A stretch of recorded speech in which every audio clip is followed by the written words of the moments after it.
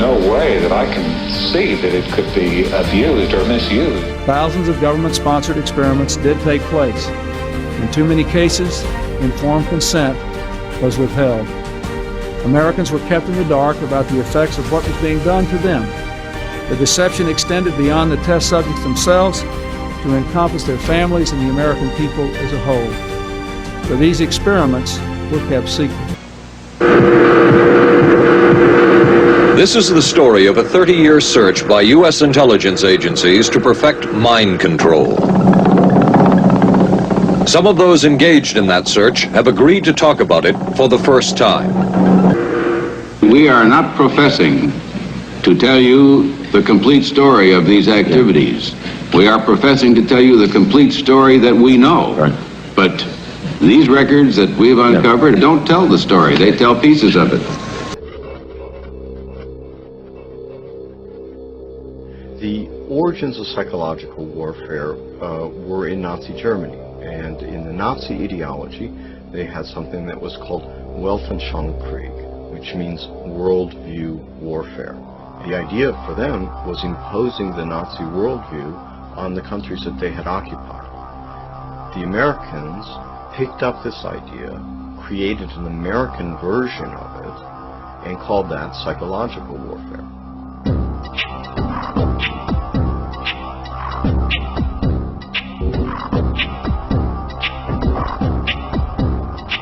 State-of-the-art microwave and radio frequency radiation weapons. The motivation to suppress domestic dissidents and to assassinate loyal American opposition stems from the perception of dissent against the war as treason. This philosophy is stated very clearly in the Mind War paper written by NSA General Michael Aquino. The Department of Defense has a huge stake in futuristic technology that kills by ionizing and non-ionizing radiation, leaving little or no trace. The indiscriminate killing of the Phoenix program continues on American soil. The terms soft kill, slow kill, and silent kill refer to the new way of killing the enemy in conflicts short of war and the small wars of the future. The counterinsurgency doctrine has now been applied to the home front so that the perceived betrayal of the military in Vietnam will not be repeated.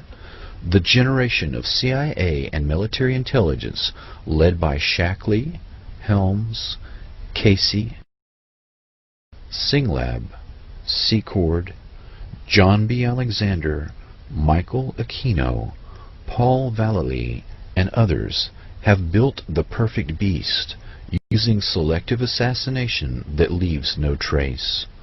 The ability to cull the human herd with silent kill technology allows a few personalities to remake the entire society in their own image. Extremely low frequency technology slowly drives the target crazy with silent sound, similar to the CIA MKUltra psychiatrist Ewan Cameron's psychic driving technique used to break down the target's personality. The new buzzwords at the Pentagon are synthetic telepathy and psychotronics. Another means of attack on targets is the Smirnov patent that uses subliminal suggestion to manipulate human behavior. This patent was purchased by the remote viewing company Scitech Corporation. Mind sciences, or the study of human behavior in relation to the mind, is the newest of all the arts. It's less than 100 years old. And it is by far the one that is most cloaked in secrecy. During Korea, I got involved with the State Department. I was an outside consultant to the Office of Intelligence Research, and doing all kinds of things. But one thing we were doing was trying to find out why people became communists. The American public got very excited, advertising people, professional people, by what was known as brainwashing, which the Chinese used to do to our Korean prisoners. I knew a lot about that. I met some first-class brainwashers, people who are good at this, whom I later recruited into our side. And it was all very exciting. There's a whole field of research on stimulus deprivation, where you try and put people in an environment where they feel nothing. They're suspended in water. It's always body temperature. They're never touched. They never touch anything, and they're just sort of like that. But do you see any similarity between sensorial deprivation, brainwashing, and watching TV? Sure. The common thread is that they're human people involved. In other words, if you lose discipline over the body and allow it to completely relax, then the brain will play. When he gets into this state, his ideas go wild.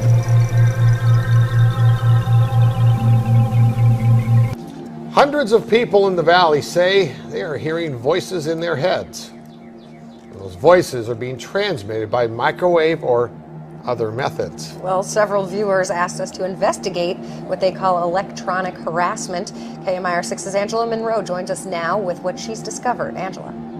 Electronic harassment, synthetic telepathy, voice-to-skull technology. Chances are you haven't heard of these terms, but after searching the internet, I found dozens of websites dedicated to the phenomenon and several Valley residents who say they're victims. How much more can you invade me than to go into my brain? It sounds like somebody else is reading the book, only it's thoughts. We're not having a group hallucination. This is actually something that's happening. These men all live in the area, didn't know each other before the voices started, and say someone is playing mind games with them. Mostly it's a lot of derogatory comments about whatever you're thinking about. Kevin Bond says he used to have a normal life. I was living in the San Diego area, I was clerking for a federal judge, and I noticed that I was being followed by a whole bunch of people. According to the websites, what Bond is describing is called gang stalking. He moved to Palm Springs to escape. I started hearing, as you'll hear, hearing voices and what they'll call voice to skull or microwave hearing. Bob Stansfield says his experience was similar and started a decade ago. They were active in following me around here, and I started hearing the voices a little bit after the vehicular stalking. Randall Ringer says the voices started when he was undergoing chemotherapy. The first thing that was said was Randall Ringer. And I sat up straight and I went to into the bathroom, and I looked in the mirror. Looked myself in the eyes, and I said, did that really happen? Bond says he's found more than 300 victims locally and is tracking others across the state through billboards. Bond says neurotransmitter chips that run off body electricity have been inserted into some people. And they assign cell phone numbers to them. The cell phone numbers are then run through a computer, and a computer translates your thoughts. This crime has been available to the U.S. Army, claiming that the government planted remote control devices in their brains. The claims relate to a government program at the U.S. Army's Edgewood Arsenal in Maryland, where scientists tested hundreds of chemical and biological substances on at least 7,800 servicemen. So could this really be happening? Well, joining me to help discuss this is Dr. Colin Ross, president of the Colin A. Ross Institute for Psychological Trauma. Dr. Ross, tell me, is this really happening? Did the government really take part in mind control experiments on soldiers? What kind of stories have you heard from the survivors of these experiments? I know you've had access to thousands of documents from the CIA.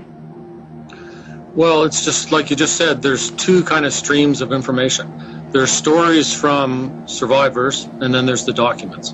So if I go to the documents first, they're very, very detailed, 15,000 pages plus. And we're starting back in 1950 with projects called Artichoke and Bluebird, which were then rolled over into MK Ultra, which in turn was rolled over to MK Search, and then all the documents stop in 1973. So in that era, 50 to 73, there's a whole host of different types of mind control experiments: hypnosis, LSD, special interrogation chambers, and brain electrode implants. And so there's projects in the CIA documents and in Army records where electrodes are put into dolphins, and the dolphins are directed by remote transmitter to deliver a bomb to a target. And there's a discussion of similar technology in cats and other animals. There's research funded by the Office of Naval Research published in mainstream journals where electrodes are put in the brains of cats, dogs, and their behavior is controlled, and even human beings at Harvard and Yale. So this is absolutely documented fact. So tell me how commonplace this was. Are we talking about one program that took place decades ago, or do you think it's happening more often than that? And if so, how could it be so secretive? I mean, most people would think this can't be true. This is stuff out of a movie. Right. It was not just one program back in the 50s, 60s, 70s. It was Harvard, Yale, Tulane, UCLA. So we know there was more than one university involved, more than one branch of the military, more than one program for a fact. What's going on currently, of course, is all classified. People tell you stories about it. You will encounter some form of neurocognitive science that has been weaponized not only in your military career, but in your personal and professional lives. It is valid, valuable, and already in operational play. The brain is the current and future battle space. What's new about this is the in-close nature of this. Increasingly, we're not seeing these things as weapons of mass destruction against gross aspects of the population. More specifically, perhaps, might be targeting individuals on a level that allows either direct attribution or covert engagement with non-attribution. If we talk about what brain science is, let me just give you a little bit of brief background on this field that is now called neuroscience. As a titular field, as a named field, neuroscience has only been in existence for 40 years. I know that because I've been a neuroscientist for about 38 of those 40 years. Increasingly, it is becoming an international, multinational, global, and independently exercised event and endeavor, which increases the capability of the brain sciences to develop not only new theories, but ever more sophisticated tools. So, how then can we use these elements as weapons? Means of contending against others. Formal definition of a weapon, probably the one that you've heard about most recently, most contemporaneously in the literature, is the possibility to use some form of directed energy to affect physiology peripherally and also to affect the physiology and health of the brain. Case in point here, U.S. Embassy personnel in Havana and possibly in China. And then, of course, you also have the things that are a little bit more traditional. If we talk about things that can be operable in the biochemical space, we ordinarily talk about drugs, bugs, toxins, and ever more, we're considering devices. I can disrupt an individual from the level of their cell to their system, and disrupt individuals on a variety of levels, from individuals all the way up to the social fabric. Target a specific individual, change or eliminate that individual with very little attribution and trace, and be able to leave prior to any attribution.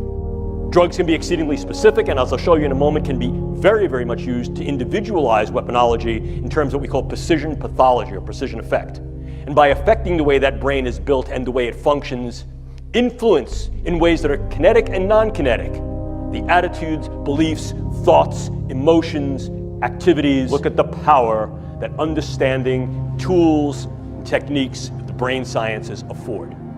The brain is the current and future battle space. There is a very real risk that you are going to become a full-blown 24/7 targeted individual. And this technology at that point, when it is nationwide, will be used by automated computer, supercomputer software programs.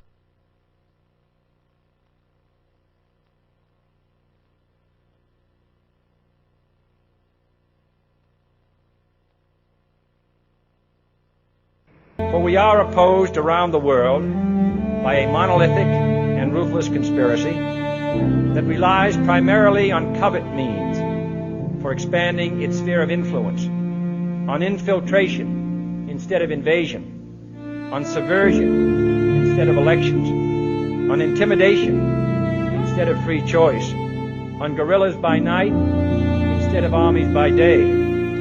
No way that I can see that it could be abused or misused. Thousands of government-sponsored experiments did take place. In too many cases, informed consent was withheld. Americans were kept in the dark about the effects of what was being done to them. The deception extended beyond the test subjects themselves to encompass their families and the American people as a whole. For these experiments were kept secret.